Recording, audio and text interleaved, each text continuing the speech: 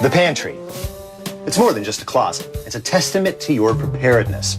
Having been a scout, I believe in being prepared, whether it's having a change of clothes for when you turn over the canoe, again, or plenty of canned tomatoes, without which I could not produce tomato sauce at a moment's notice.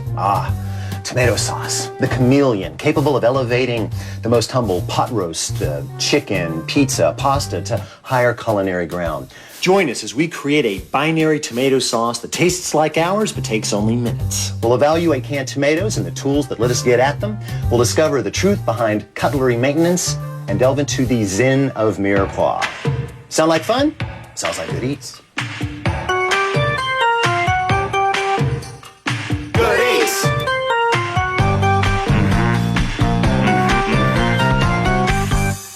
In an age when we can have anything, anytime, why would I choose canned tomatoes over fresh?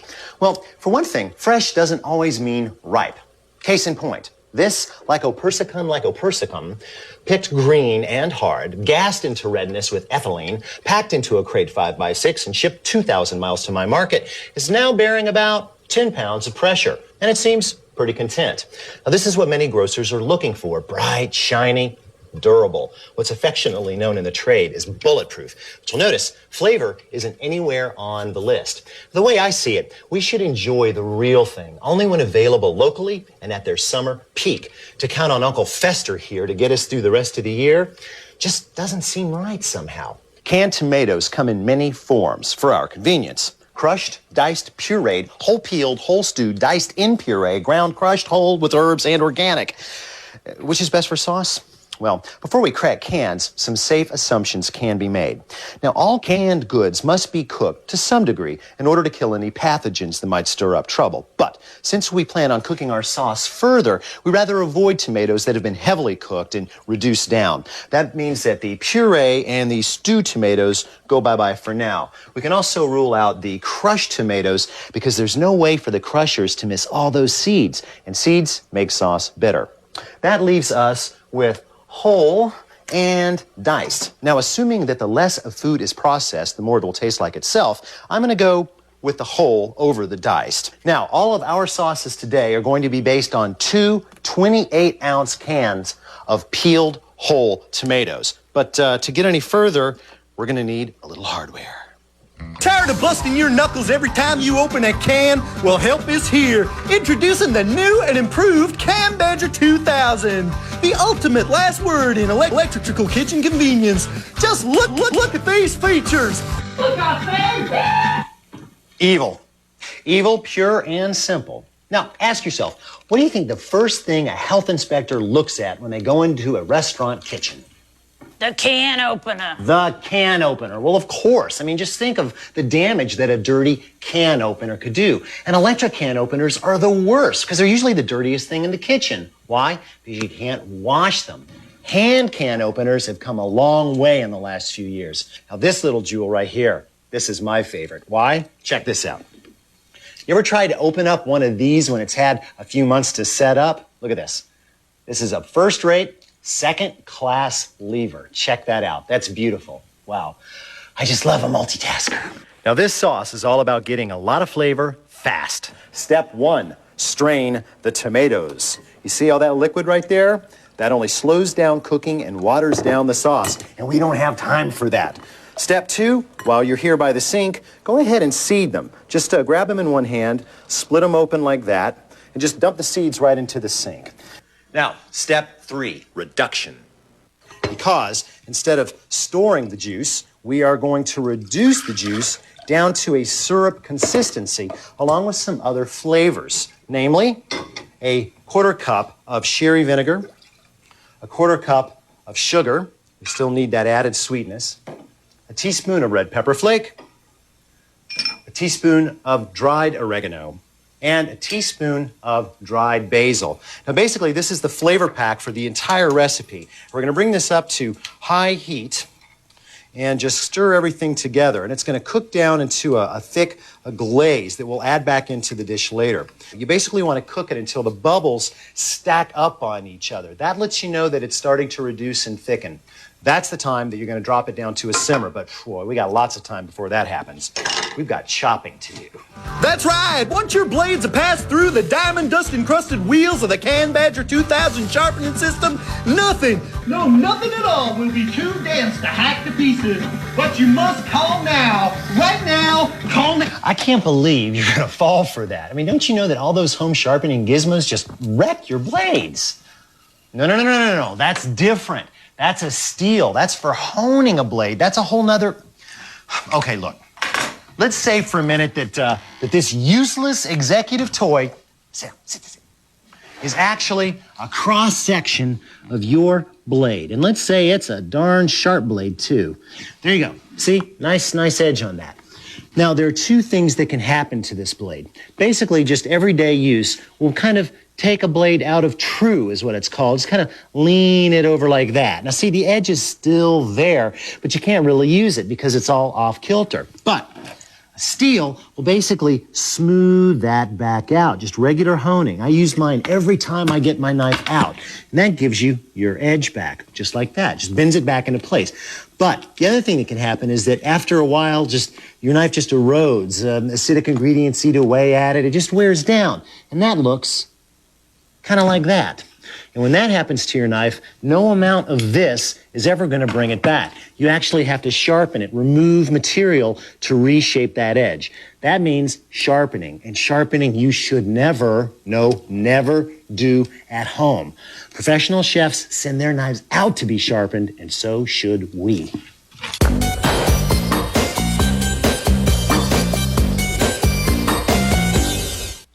This is my idea of a knife sharpener. His name is Jeff Edges, and no, I didn't make that up.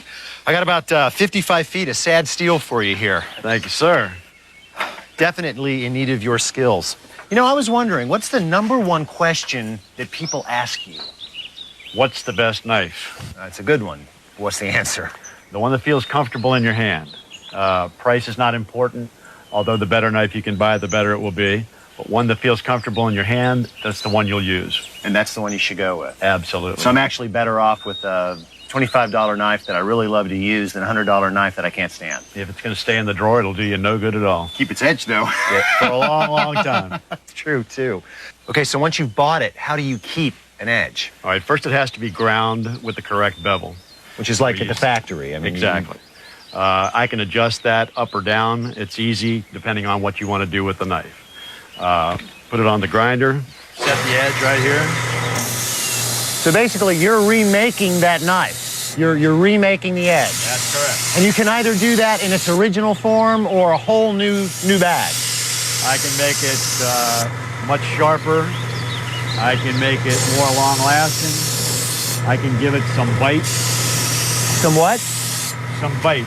Some bite. Little scratch marks that I polish into the edge that gives it the ability to cut and hold an edge longer.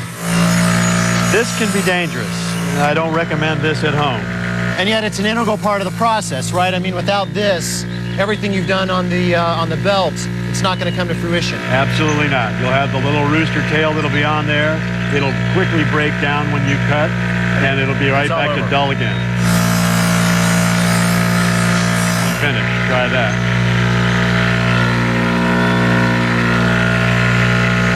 It's my job to sharpen the knife. It's your job to keep it sharp.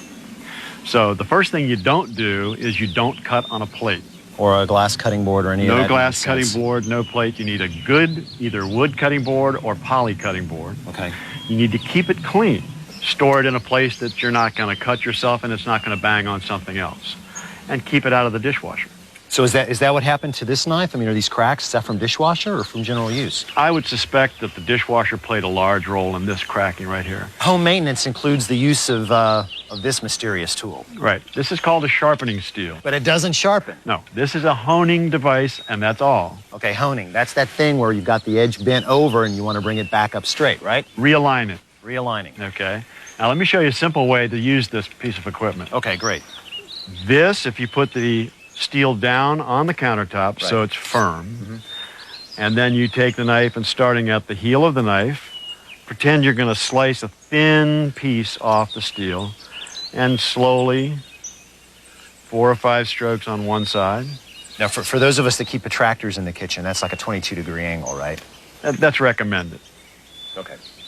And then you do the same thing on the other side. How many times do I need to do this? Well, if you will start off with 5 on one side, followed by 5 on the other side, and then do 3. Right. 3. And then 2 and 1. That's it. And you don't need to go any faster than that. That's it.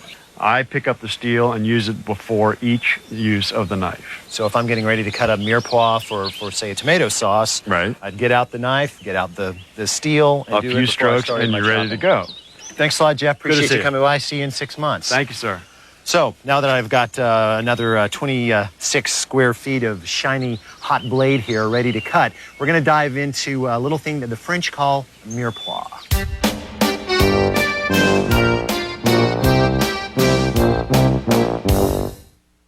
The very, very first rule of knife work is stand comfortably. If you're hunched over like Quasimodo, you're not going to be able to cut.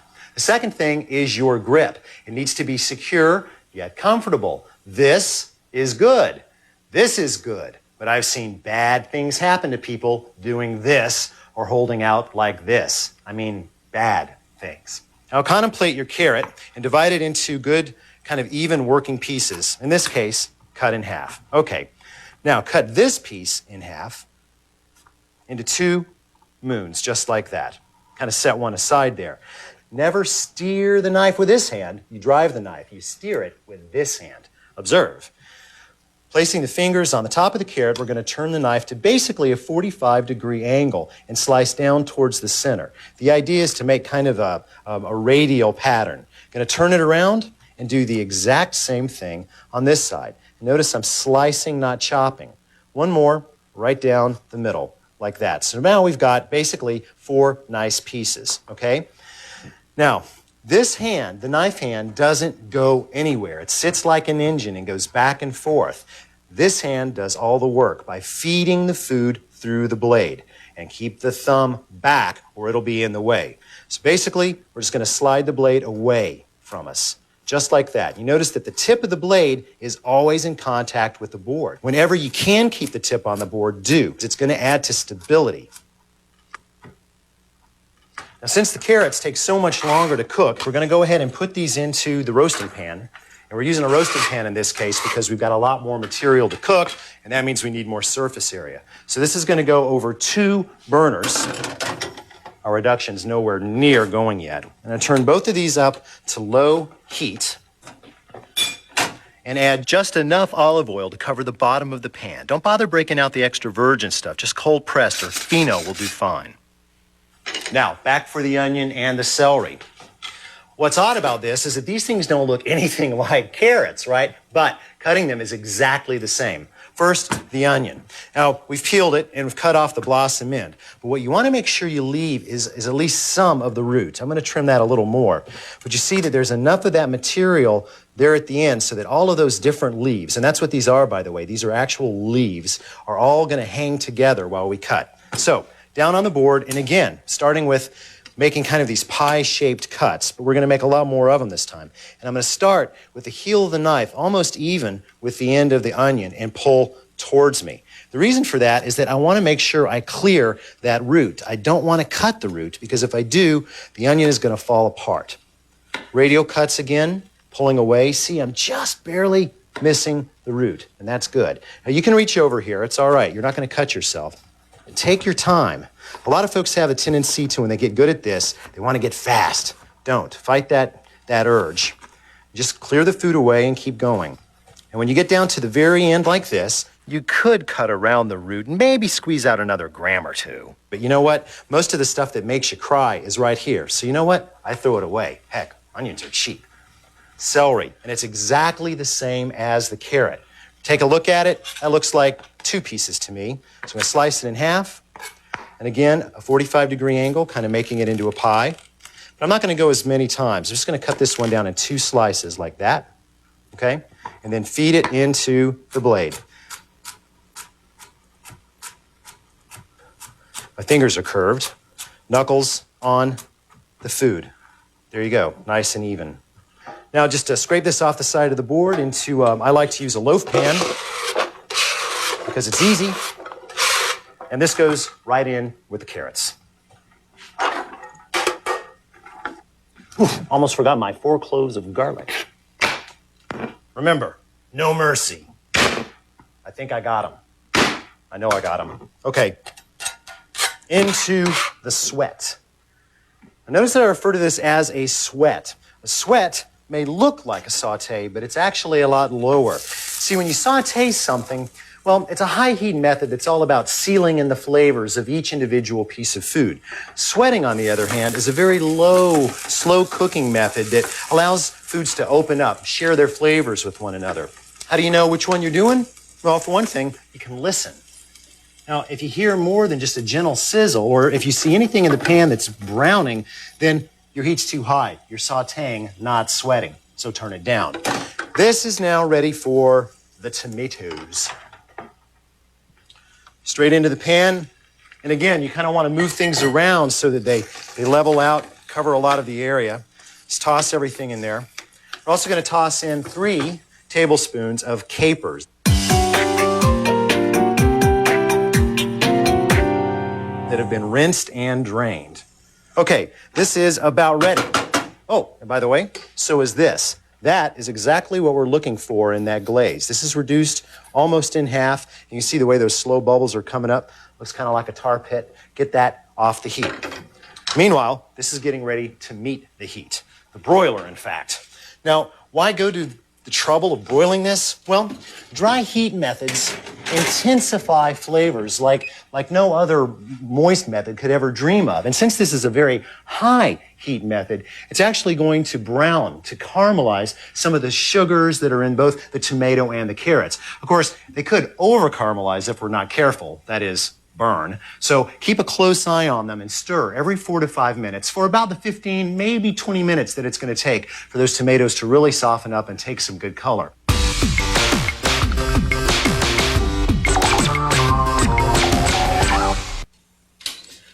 Having stirred every 5 minutes or so for about 15 minutes under the broiler, we've taken some nice color and definitely has some great aroma. Now, the next step to liberating flavors here is to hit it with about a 1/4 cup to 1/2 cup of white wine. Now, that's going to do 2 things. One, it's going to dissolve any of the solids on the bottom. It's going to deglaze. But the alcohol is going to do something else as well. I've kind of got my hands full here. Shirley, would you mind explaining? I'll be glad to. Some flavor components in food dissolve in water. Some dissolve in fats. And some dissolve in alcohol. There are actually flavors inside these tomatoes that can only be liberated with alcohol. That's right. Good enough for me. I think this is yours. Thank you. Thanks, Shirley. Now, finally, time to bring the 2 nuclear ingredients together. All of the tomato solids go into a big pot so that we can play with them later. And now, the mixture, the tomato syrup. Thick, protein, loaded with goodness. Now, finally, I get to add my beloved black pepper. Good. Could use a little salt, but before we get into any corrective seasoning, we need to consider the sauce's final destination, which, by the way, will determine the texture of the dish. Oh, mussels. Oh, you want this full strength. Just like that. There you go. Oh, for pasta, odds are you're going to want to break things up just a little bit so that those big chunks of tomatoes aren't in there. So I suggest, again, the masher. It's especially good with tube pastas like penne, things like that.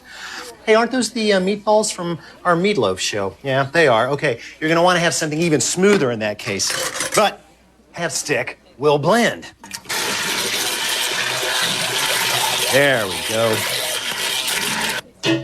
Just add enough to come up about halfway up the side of the meat, cover, and cook nice and low till everything's tender. Now, if you're looking for something like, if you're looking for something like pizza, then you're going to want a very smooth sauce. So, stick on. So, be very, very discriminating with the amounts. 1 ladle right in the middle, and then use your ladle to just spin it ever outwards like that. Now your toppings go on, and everything's fine. Ooh, well, chicken cacciatore is a natural. you just use it, again, just straight up like that. Whew. Well, as you can see, this is pretty versatile stuff. And we hope that we've inspired you to free up a little room in your pantry for canned tomatoes. Whether you're looking for a quick fix, a kick in the teeth, or versatile elegance, there's good eats waiting in every little tin. Oh boy. Well, this was Good Eats. I am Alton Brown. Don't worry, we'll